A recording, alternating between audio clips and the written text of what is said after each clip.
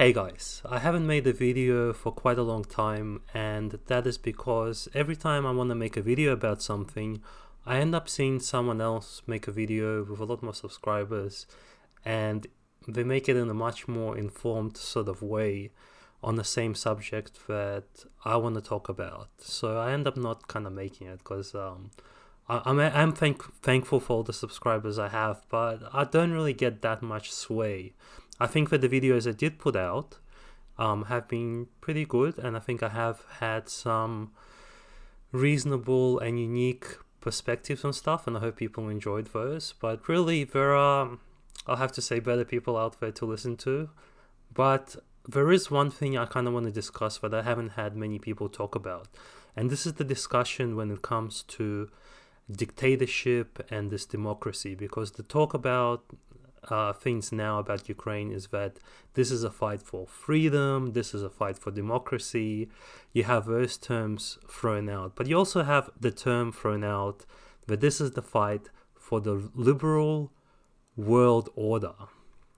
And this is what I want to mention, because as a libertarian at heart, the last few years have kind of made me reach a point where that the prospect of a free world in the West, or pretty much anywhere, is gone for the foreseeable future. And what we've really come to a point where we're basically choosing what the best dictatorship is, unfortunately. Whereas in the past, you could clearly say, this country is oppressive, it is a dictatorship, whereas we are free. That is no longer the case in the West, because even with the so-called democracy that we have, it's reached a point where even under a democracy, if you are in the minority that is becoming oppressed by the majority, which is what the democracy is, if you believe we have a democracy in the first place, then it doesn't really matter, because you could be living under a dictatorship, but for your own personal freedom, you would be better off. So what's really the point? And the example I want to give is vaccinations, for example, because this is something that personally affects me. Now, there's articles about the Communist Party in China, and how they've reacted to the COVID crisis and things like that. And what I want to say is this, that China hasn't reacted to the COVID crisis that much differently to some of the countries in the West. Certainly the way Australia has reacted to it. And in some cases, China has reacted in a way that a lot of Australians, if not the majority of Australians, would have preferred. And I know that sounds insane, but that is the reality. So everything that China pretty much did, mandating vaccines to a certain extent, I don't know if they've done it more than Australia has, or if they've done it less, because I'm sure in China, even in communist China, there are probably options that you'll be much more easier to get out of it. Whereas in Australia, if you don't have a vaccine, you pretty much can't work in certain professions. During the pandemic, they were locking people up in just the same way. They had buildings locked up where people couldn't leave, and they had to deliver food to them and things like this. So we had all very similar things in Australia also. So any semblance of freedom really went out the window for me. The perception of freedom went out the window for me. We also don't have a free media in the West. We don't have freedom of expression in the West, depending on what your expression is going to be. Because if you say certain things, they will be okay, but other things won't be. Other things you'll be locked away for, you'll be jailed, you'll be fined, you'll lose your job, you will be extradited to a country for exposing war crimes, and then you will spend your whole life in prison there, as happened with Assange. So I'm hoping people are getting the point that freedom is just an illusion. It's become an illusion in the West, unfortunately. And what I mean by choosing the best dictatorship is that now it's come to a point where you pretty much can go to a country where there is a political dictatorship, where there is no political freedom of expression, which means you can't criticize the government. You will go to jail if you say something against them, or if you may be able to say certain things against them, but you don't want to get too popular in saying those things. And I'm not denying that fact that exists in Russia, certainly in China, and even Belarus as well. But nonetheless, it is like living in a monarchy under a king. And if the king matches the values that you actually have, then for you as an individual, you will actually have more freedom in that country than you would somewhere else. Now, I don't know what your stance on the vaccine is, but regardless if it's more, you want more enforcement of the vaccine mandates or you want less, because if you want more, you could still have the option of going to China, for example, where the enforcement is a little more strict. So I'm not trying to my personal stance is I'm not vaccinated. I'm against vaccine mandates, but there are people maybe listening to me as well that would want more mandates, that would want more enforcement. And even in that scenario, you would be better off going to a country like China, because you will be satisfied. You will get the values that you want in that country, even though you won't be able to say anything against the government there. But for yourself, you're going to get what you want. You will have your values fulfilled. So regardless of whether it is a dictatorship or not, for you as an individual, you will have what you want. And this is the kind of world that we are living in. And now it's only going to get, in my opinion, it's only going to get worse and worse. But I wanted to show you this article. And this is Lukashenko's stance. And Lukashenko is the dictator of Belarus. And surprisingly, this dictatorship was against mandatory vaccinations. He pretty much said that to get over COVID, you should have a shot of vodka and go into a sauna. Now again, you may not agree with that stance, but if you are against vaccine mandates, if you want to work in an industry that's requiring them now, whether it's the aviation industry, a medical profession, or depending on where you live, various other mandates that have come in, I think probably Canada is even more strict than Australia is, you would actually have more freedom under the dictatorship of Belarus than you would in whatever country you're in. So I don't I don't like the fact that this has become the case. I don't like the fact that the collective West is heading towards this so-called liberal world order, where everybody is going to have to get a passport, where we're going to have the same credit score, and we already do have the same credit score, I believe, which is like a shadow credit system, where people are being tracked and people are getting put down on lists about the things that they say online, or what the things that they say even as I'm talking now, and you have your phone next to you perhaps. Your phone is probably recording you, and all that information is being sent somewhere, and it's being registered. Now, who knows what the outcome of that will be?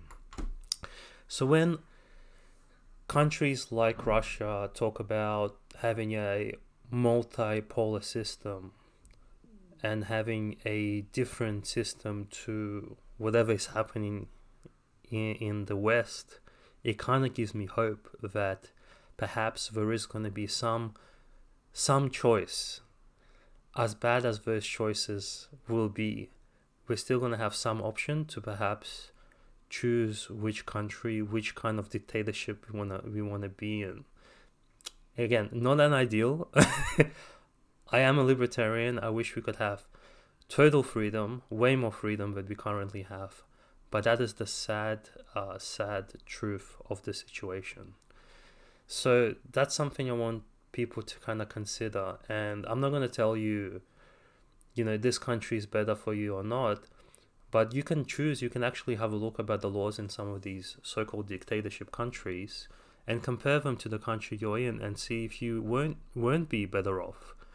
Because there's other things you can consider. For example, with Singapore is a good example as well. Singapore is quite a dictatorship too. You can't, I believe you can't chew gum. That's like the famous thing that they have. But they have a lot of restrictions, even on speech. But the one thing they do have that's good is they have a very low tax rate. And people don't consider this when it comes to freedom sometimes. But if you think about it, the tax you pay from working or from making an income is really like being in prison at your job. And this is the term thrown around by people on the left. It's called wage slavery. But really, wage slavery is taxation. And in Australia, you get taxed about 25%. Whereas in Singapore, I have to look it up, but I know it's significantly smaller than that. So that's why a lot of people move there, even though they are restricted in a lot of things like, say, drugs, smoking weed, any kind of drugs, really. So while you could probably smoke weed in Australia and get away with it, you're going to have to spend a quarter of your life working a job that you most likely don't really like. And you can calculate how many hours of every year of your life that will be. And that money is being taken from you. That life, that time is being taken away from you by the government.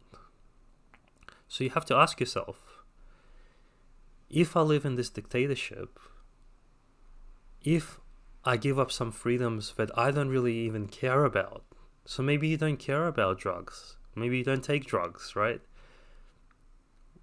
Are you going to be individually better off living in a place where, yes, you're not going to have certain freedoms, and if you take all the freedoms together, you may, on paper put down, well, this country definitely has less freedoms overall. But if those freedoms don't actually match up with your values, if, say, you don't care about drugs, you're happy not to chewing gum, but you're going to have, 25% of your life back every year, because you're not going to have that money like stolen from you. You're not going to have the time stolen from you. And you can start asking these questions whether you would be better under dictatorship. Because, again, I hate to repeat, but unfortunately that is the situation we're in. We're just choosing dictators right now. Now I wanted to also discuss a little bit about what's going on in Ukraine. I have been following it along, and there's only so many bombings and dead bodies you can look at before it starts getting to you. But this war is rolling along, and it doesn't seem like it's slowing down. In fact, the formula is the same. So Russia attacks a little bit. It gives Ukraine some leeway to negotiate, perhaps. Ukraine denies it. It asks for more weapons. Ukraine accelerates. It has a successful attack that does damage to Russians. And then Russians escalate tenfold and retaliate. And the war reaches another stage, and another stage, and another stage. And this is the formula. It's ongoing, and it doesn't seem like it has got any prospect of stopping. It's going to accelerate and accelerate.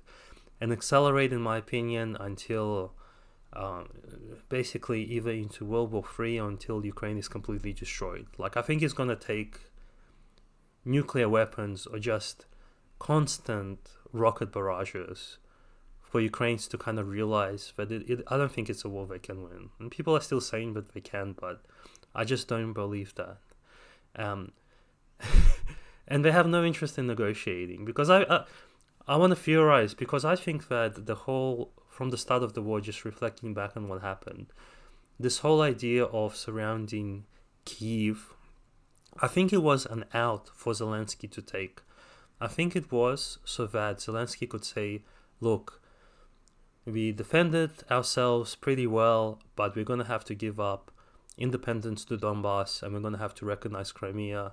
And he would have a political out in saying that we've done this, we've made this deal, and we've made Russians back off from Kiev because of it. And I think that's what Russia tried to do. That's why they kind of tried to pull out the troops fairly quickly from Kiev. It was like a last-ditch effort to basically give this out to Zelensky. But Ukrainians decided to basically go full retard. They saw it as that they had a chance, they could win. If they just fought hard enough, if they just let through enough people to die, eventually Russia would kind of give up or run out of rockets or whatever other thing that they decided that was going to happen, which didn't. Putin was going to die from cancer, I think, like a few months ago when he had the surgery, all this kind of stuff. And that didn't come to fruition, of course, and it just keeps us accelerating and accelerating and accelerating. It started with, if you remember, the javelins were going to be the big game changer, and when that wasn't the case, so Russians accelerated or with artillery, so just constant artillery barrages. Then it became that, well, we need the drones, Barracarats or whatever it was. So those were the big game changer. The howitzers were the big game changer, and now the HIMARS are the big game changer. And Ukrainians have done damage, and they all like, hurrah, we killed a bunch of Russians today, this is great.